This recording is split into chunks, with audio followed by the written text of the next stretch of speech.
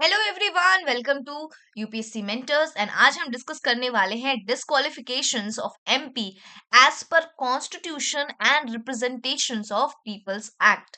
हमने last video में discuss करा था आपके disqualification as per defection law, जो कि हमारा 10 शेड्यूल के रिगार्डिंग हमने बात करी थी। आज हम ये देखेंगे कि एमपी का डिस्क्वालिफिकेशन कॉन्स्टिट्यूशन के हिसाब से कैसे होता है, और जो 1951 का रिप्रेजेंटेशन ऑफ पीपल्स एक्ट बनाया गया है उसके अंदर डिस्क्वालीफाई कैसे किए जाते हैं एमपीज। बेसिकली आपको ये तीनों तरीके याद रखने हैं, बिकॉज जब आपके लिए एमसीक्यू बनता है तो हो सकता है आपको तीसरे किसी और पार्ट का एक पार्ट दे दिया जाए और फिर एमसीक्यूज के अंदर डाल दिया जाए कि एज पर डिफेक्शन लॉ ये चीजें हैं, इसके अंदर कॉन्स्टिट्यूशन वाला आपका तरीका दिया हो, तो उसमें आपको पहचानना होगा। इसीलिए आपको ये याद रखना है कि हमारा डिस्क्वालिफिकेशन कैसे कैसे होता है, किस वाली कैटेगरी में किस प्रकार होता है। ठीक है, चलिए शुरू करते हैं। पहला है आपका एज पर कॉन्स्टिट्यूशन। कॉन्स्टिट्यूशन के हिसाब से कैसे हमारा डिस्क्वालिफिकेशन होता है। पहला, if he holds any office of profit. अगर कॉन्स्टिट्यूशन के हिसाब से अगर किसी एमपी के पास ऑफिस ऑफ प्रॉफिट है तब उसे डिस्क्वालीफाई किया जाएगा। मतलब उसका जो स्टेक है, मतलब उसके पास कोई ऐसा ऑफिस है गवर्नमेंट के अंदर ही जिससे उसे प्रॉफिट मिल सकता है। ठीक है, गवर्नमेंट किसी सर्विस से रिलेटेड उसके पास ऐसी कोई जॉब है, ऐसी कोई चीज है जिससे वो फायदा ले सकता है। बिकॉज अगर उसके पास वो ऑफिस ऑफ प्रॉफिट रहेगा तब वो जो है अपने फायदे के लिए ही डिसीजंस लेगा। ठीक है, ऑफिस ऑफ प्रॉफिट का मतलब है गवर्नमेंट के अंदर ही आपका किसी पद पे होना। ठीक है, आप अगर एमपी हैं तो आप गवर्नमेंट सर्विस में नहीं हो सकते, आप किसी और उसमें नहीं हो सकते, क्योंकि आप किसी और तरीके से गवर्नमेंट से पैसा नहीं अर्न कर सकते। क्योंकि अगर आप ऐसा करेंगे तो आप जरूर कोशिश करेंगे कि मैं एज एमपी ऐसे फैसले लूं जो कि मेरे उस पोजीशन को बेनिफिट करे। ठीक है, आपका ऑफिस ऑफ प्रॉफिट नहीं होना चाहिए, पॉइंट नंबर 1। पॉइंट नंबर 2 बात करता है if he is of unsound mind and stand so declared by court. पहले तो आप अनसाउंड माइंड के होने चाहिए, मतलब आपका दिमाग जो है अब सही से काम नहीं कर रहा है।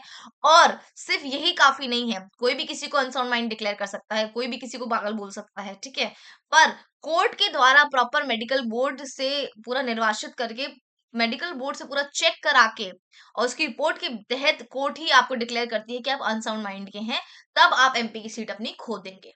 ठीक है, तो अनसाउंड माइंड का होना, स्टैंड, इस बात का स्टैंड जो है वो कोर्ट खुद डिक्लेयर करे। कोर्ट आपको एक मेडिकल बोर्ड के पास भेजेगी, मेडिकल बोर्ड एग्जामिन करेगा, वो रिपोर्ट देगा और फिर कोर्ट डिक्लेयर करेगी कि ये फला व्यक्ति जो है वो अनसाउंड माइंड का हो गया है, अब ये एमपी की पोजीशन संभालने लायक नहीं है। ठीक है, अगर आप एमपी की पोजीशन संभालने लायक नहीं रहे तो आपको डिस्क्वालीफाई कर दिया जाएगा। बिकॉज अनसाउंड माइंड का व्यक्ति अगर किसी इतनी रिस्पॉन्सिबल पोजीशन पे है तो वो पक्का गलत फैसले ही लेगा, किसी को हार्म भी कर सकता है। ठीक है, आगे बढ़ते हैं। If he is undischarged insolvent. Insolvent का मतलब होता है, इंसॉल्वेंट का मतलब होता है जिसने सारे ही बैंकों से, सारे उससे कर्जा लेके जो है इंसॉल्वेंट डिक्लेयर कर दिया, मतलब खुद को डिक्लेयर कर दिया कि अब मैं पैसा देने, वापस देने के लिए असमर्थ हूँ। इंसॉल्वेंट का मतलब होता है वो इंसान जो कि जिसने डिक्लेयर कर दिया कि अब वो, उसने सबसे बहुत ज्यादा कर्जा ले रखा है, अब वो कर्जा वापस देने के लायक नहीं है, सक्षम नहीं है। ठीक है, और वो अनडिस्चार्ज है, मतलब उसका अभी भी कर्जा बाकी है और वो इस तरीके, इस पोजीशन पे आ चुका है फाइनेंशियली कि वो किसी का कर्जा वापस नहीं लौटा पाएगा। ठीक है, वो अत्यधिक डेप्थ के अंदर है, अत्यधिक कर्जे में डूबा हुआ है। ठीक है, इसे हम कहते हैं इंसॉल्वेंट। और अनडिस्चार्ज है, मतलब उसने अभी अपना पैसा वापस किसी को नहीं किया, अभी भी उसके ऊपर सारा ही कर्जा है। अगर ऐसे कर्जे वाले व्यक्ति को, जिसके ऊपर अत्यधिक कर्जा है, उसको हमने अगर एमपी बना दिया, तब तो एमपी की सीट की जितना भी बेनिफिट होता है, जितना भी पैसा आएगा, वो तो सारा अपना कर्जा भरने में ही लगा देगा। इसीलिए अनडिस्चार्ज इंसॉल्वेंट को एमपी की सीट खोनी पड़ सकती है। ठीक है, बैंकरप्ट होना बेसिकली। ठीक है, नेक्स्ट है if he is not a citizen of India. अगर आपकी इंडियन सिटीजनशिप चली गई किसी भी वजह से, जो कि हमारे सिटीजनशिप एक्ट के अंदर या सिटीजनशिप जो हमारे क्लॉसेस है उसके अंदर, अगर आपकी सिटीजनशिप चली गई है और आप इंडिया के अब सिटीजन नहीं रहे हैं, तो आपकी सीट जा सकती है। बिकॉज आप एमपी ऑफ इंडिया कैसे रह सकते हैं अगर आपकी इंडियन सिटीजनशिप ही चली गई है? अगर आप इंडिया के अब नागरिक ही नहीं है तो इंडिया के सिटीजन्स को रिप्रेजेंट कैसे कर पाएंगे? इसीलिए कॉन्स्टिट्यूशन के हिसाब से इन 4 बातों से जो है आपकी जो एमपी की सीट है वो जा सकती है। कौन कौन सी हमने पढ़ी? ऑफिस ऑफ प्रॉफिट, मतलब आपका कोई ऐसा गवर्नमेंट सर्विस के अंदर आपका कोई, आप किसी पोजीशन पे नहीं होनी चाहिए। अनसाउंड माइंड, कि आपका दिमाग सही से काम करना चाहिए और ये अनसाउंड माइंड कोर्ट को डिक्लेयर करना पड़ेगा। अनडिस्चार्ज इंसॉल्वेंट मतलब आप बैंक करप्ट है, ठीक है, अगर आप बैंक करप्ट हो चुके हैं तो आप एमपी की सीट पे नहीं रह सकते। अगर आप इंडिया के सिटीजन ही नहीं बचे तो आप एमपी की सीट पर नहीं रह सकते। ये हमारा कॉन्स्टिट्यूशन बात करता है। चलिए आगे बढ़ते हैं, अब देखते हैं कि रिप्रेजेंटेशन ऑफ पीपल एक्ट जो 1951 का है हमारा, जो कि हमारे इलेक्शंस को गवर्न करता है, उस वो क्या बोलता है उसके हिसाब से हम कैसे डिस्क्वालीफाई करते हैं अपने एमपीज को। पहला क्या है, must not be found guilty of certain election offences और corrupt practices. Representation of people's act कहता है आपका मॉडल कोड ऑफ कंडक्ट, जो कि आपका आचार्य संहिता जिसे हम आम भाषा में कहते हैं, जो कि वो टाइम होता है जिसके अंदर जो election commission of India declare कर देती है कि आप प्रचार नहीं करेंगे, आप किसी को करप्ट प्रैक्टिसेस नहीं करेंगे, आप किसी को शराब वितरण नहीं करेंगे, आप कोई किसी प्रकार का लालच नहीं देंगे जनता को वोट देने के लिए। पर अगर आपने ऐसा कोई करप्ट प्रैक्टिस करा है, मान लीजिए जैसे कि करते हैं लोग, पैसे बंटवा देना, शराब बंटवा देना, ठीक है, बच्चों के अंदर महिलाओं को कुछ प्रलोभन देना, उनको कोई ऐसी ब्राइब देना, ठीक है, ऐसा कोई इलेक्शन ऑफेंस का मतलब होता है इलेक्शन जिस एरिया में आप कंडक्ट कर रहे हैं उस एरिया के लोगों को ब्राइब देना कि मेरे लिए वोट करो, उनके साथ कुछ ऐसा उनको लालच देना कि मेरे लिए वोट करोगे तो ये चीजें मिलेंगी आपको, या मैं जीतने के बाद ये चीजें करूंगा। अगर आपने ऐसा कोई करप्ट प्रैक्टिस किया है और आप उसकी गिल्टी माने गए हैं और आपको इलेक्शन कमीशन ने डिक्लेयर कर दिया है कि आप गिल्टी हो, तो आपकी एमपी की सीट चली जाएगी। ठीक है, दूसरा क्या है, मस्ट नॉट बी कन्विक्टेड, आपके ऊपर किसी केस का आपके ऊपर चार्ज सिद्ध नहीं होना चाहिए। कन्विक्टेड का मतलब होता है कि आपको कन्विक्ट कर दिया गया है, आपको उसका दोषी माना गया है। आपको अगर आपके ऊपर कोई केस है और उसकी सजा 2 साल या 2 साल से अधिक है, तो आप अपनी एमपी की सीट खो देंगे, क्योंकि कोई भी क्रिमिनल जो है जिसकी जो ऑलरेडी जेल में 2 साल रहेगा या 2 साल से ज्यादा रहेगा, वो एमपी की सीट कैसे अपनी जिम्मेदारी कैसे निभाएगा।